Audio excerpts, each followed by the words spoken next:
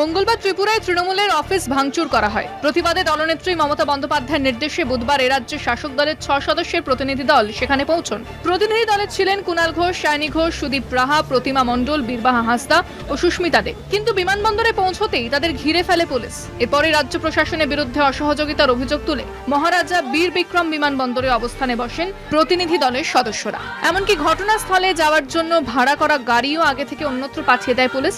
এ খবর পৌঁছয় মমতার কানে। उत्तरबंग থেকে ফেরার পথে কলকাতা বিমানবন্দরে ত্রিপুরার বিজেপি সরকারের বিরুদ্ধে ক্ষোভ উগড়ে দেন তিনি।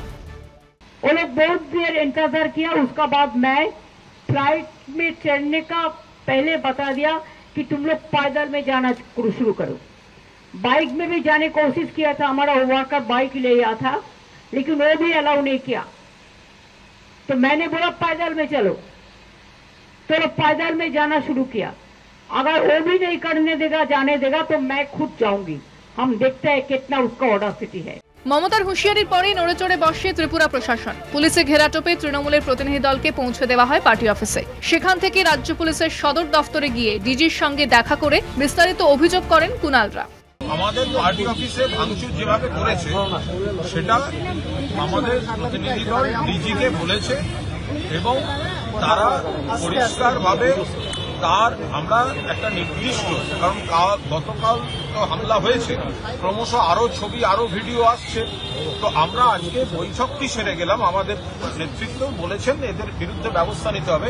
এতটাই নগণ্য হই যদি আমাদের থাকা না থাকাতে ত্রিপুরা বিজেপি সরকারের কোনো সমস্যা না হয়, তাহলে তৃণমূলের পার্টি অফিস কেন ভাঙা হলো? বিজেপি রাজ্যে দলীয় প্রতিনিধি দলকে হেনস্থা নিয়ে ক্ষোভ উগরে দেন মুখ্যমন্ত্রী।